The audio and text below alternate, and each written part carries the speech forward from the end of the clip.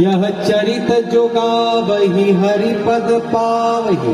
जो भगवान के चरित्र को गाता है, जो भगवान के चरित्र को सुनता है, जो भगवान के चरित्र को कहता है। यह चरित जो गावहि हरि पद पावहि, तेन परहि भव को, वो भव सागर रूपी कुएं में कभी नहीं गिरता।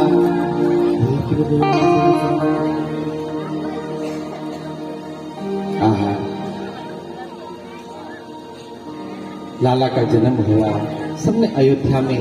अब हमारे पास 1 से 1.5 घंटा है कृष्ण जन्म करने में।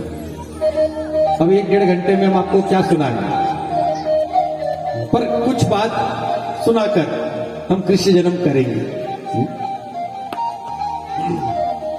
आइए प्रेम से राम कथा को थोड़ी देर सुने, लेकिन मन से सुने। लाला का जन्म हुआ, गुरुदेव को बुलाया और गुरुदेव से कहा, गुरुदेव कृपा करके मेरे लालाओं का नामकरण करिए। 4 लाला का जन्म हुआ। नामकरण के लिए गुरुजी को बुलाया तो पहले बालक का नाम सो सुख धाम राम असनामा, अखिल लोकदायक विश्राम। इसका नाम जो भी एक बार लेगा, महाराज जो भी एक बार इनका नाम लेगा वो विश्राम, उसको लेते ही आनंद आ जाएगा। और जो दूसरों को आनंद दे, जो दूसरों को प्रसन्नता दे, जो दूसरों को खुशी दे, उसी का नाम तो राम है। दूसरे बच्चे का नाम विश्व भरण पोषण कर जोरी, ताकर नाम भरत।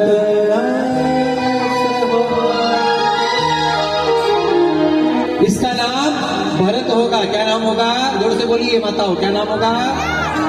और जिसके घर में अन्नपूर्णा की कमी हो, जिसके घर में अन्नपूर्णा का भंडार में कमी हो, भैया इस देखिए रामायण की एक एक चौपाई महामंत्र कही गई है। कैसी ये चौपाइयां?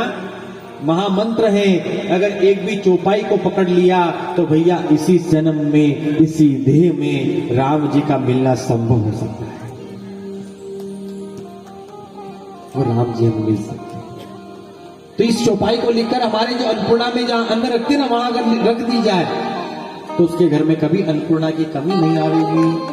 विश्व भरण पोषण कर जोरी, ताकर नाम भरत अस हो। अच्छा, इनका नाम भरत होगा। तीसरे बच्चे का नाम जाके सुमिरन तेरी पुनाशा, शत्रुघ्न नाम वेद प्रठान। इनका नाम अच्छा, शत्रुघ्न जी का चरित्र उठाकर देखेंगे आप हम, तो भैया पूरे शत्रुघ्न जी के चरित्र में शत्रुघ्न जी ने किसी को एक बार चाटा भी नहीं मारा। एक बार वो मंथरा को मारा था, वो भी मंथरा को मारा, लेकिन भैया उन्होंने कभी किसी से युद्ध नहीं किया। तो इनका नाम शत्रुघ्न क्यों रखा? बोले शत्रुघ्न जी ने बाहरी दुश्मनों को नहीं मारा। बोले फिर भैया, बोले उन्होंने अंदर के दुश्मनों को मारा, इसलिए उनका नाम हो गया। चौथे बच्चे का नाम लक्षण नाम राम प्रिय सकल जगत आधार, गुरु वशिष्ठ तेरा का लक्ष्मण नाम उधार। लक्ष्मण जी के नाम में ही लक्ष्य छिपा है। क्या लक्ष्य है? बोले लक्ष्मण जी का एक ही लक्ष्य है, सीताराम जी के चरण, भैया के चरण। कोई लक्ष्य नहीं है।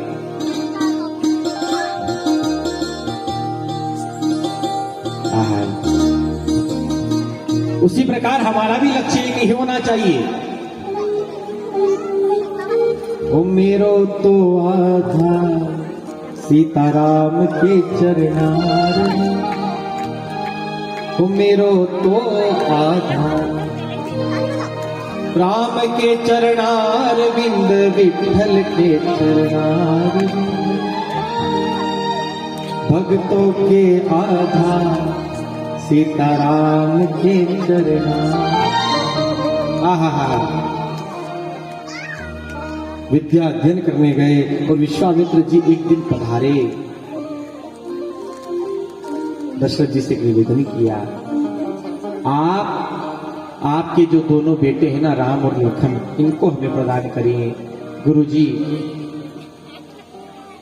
मैं खुद चलता हूं आपके साथ। नहीं नहीं, ये तेरे दोनों पुत्र को हमें दे। राम लखन को साथ दिया और विश्वामित्र जी महाराज चल पड़े। रास्ते में ताड़का आई, एक बाण मारा प्राण हर लीना, दीन जानत ही निज पद दीना।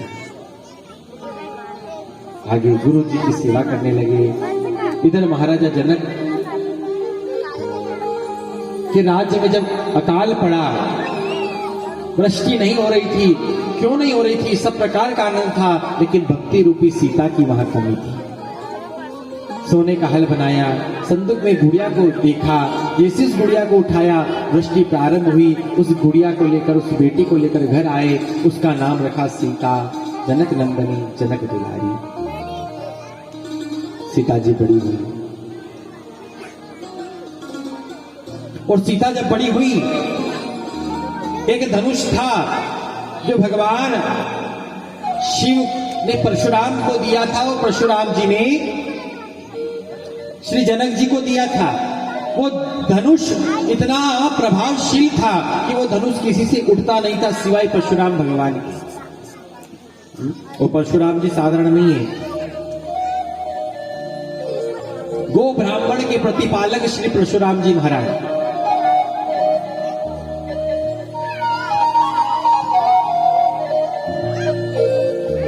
परशुराम भगवान ने धनुष जब दे दिया, धनुष रखा हुआ है, धूल चढ़ गई, मिट्टी चढ़ गई। सीता जी झाड़ू लगाते लगाते आई, बुआरी लगाते लगाते लगाते उस धनुष को साफ किया और धनुष को दूसरी जगह रख दिया। जनक जी ने आकर पूछा, भैया ये धनुष कभी किससे हिलता तक नहीं था, उस धनुष को इस स्थान किसने चेंज कर दिया, स्थान किसने बदल दिया? बोले आपकी बेटी जनक दुलारी सीता जी ने बदला है। अच्छा, विचार कर लिया मन ही मन कि मेरी बेटी ने तो केवल इस धनुष को उठा हिलाया है। जो इस धनुष को खंडन कर देगा, जो इस धनुष का खंडन करेगा, उसी के साथ में अपनी सीता का विवाह कर दूंगा। सब पत्र लिखे गए और वही पत्र लेकर एक दूत महाराजा विश्वामित्र, जहां पर राम और लखन गुरु की सेवा कर रहे हैं, वहां पर पधारे। गुरु जी से कहा, गुरुदेव आपको हमारे उस यज्ञशाला में पधारना है, धनुष यज्ञ में पधारना है। ठीक है, हम अवश्य आवेंगे। समय आया और तुलसी बाबा कह रहे हैं, धनुष यज्ञ सुनी रघुकुल नाथ,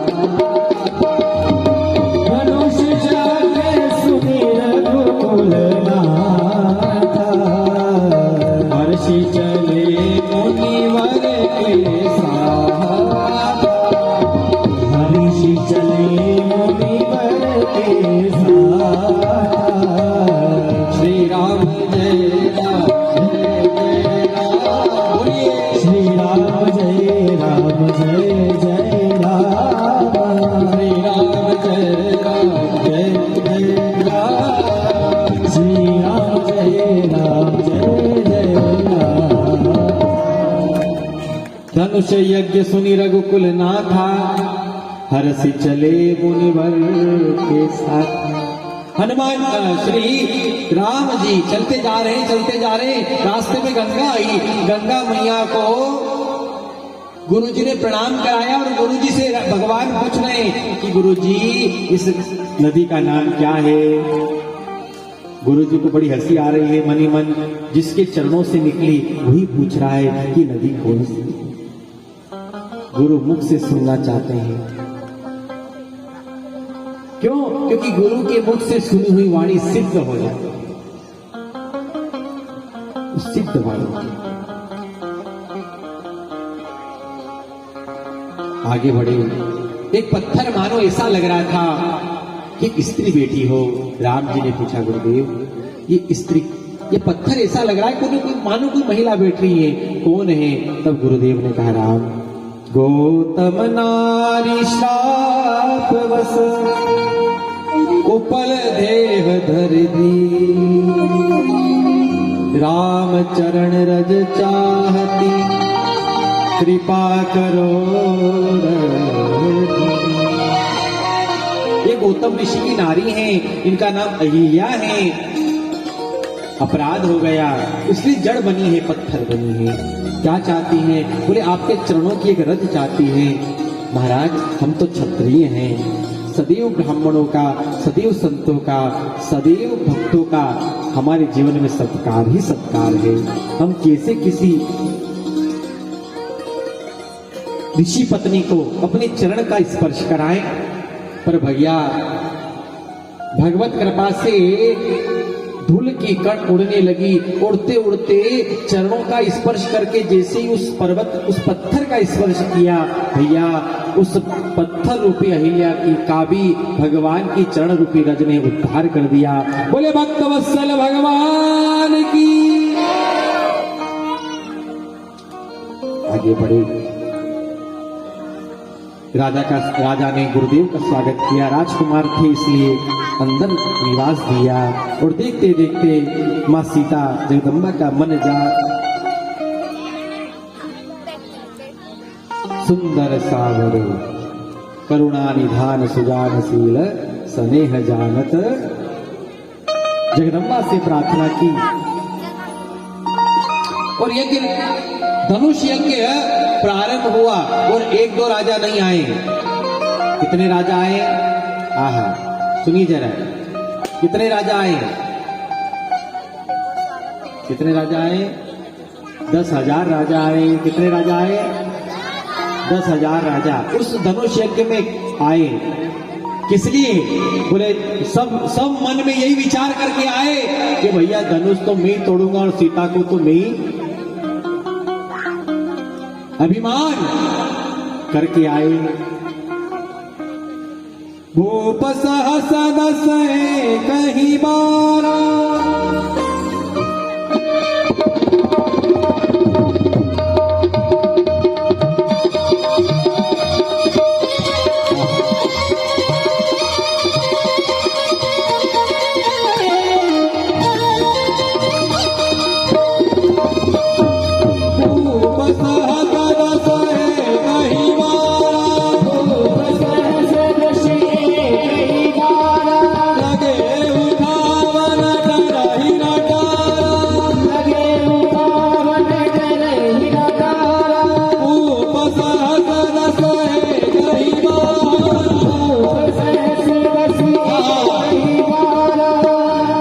राजा है।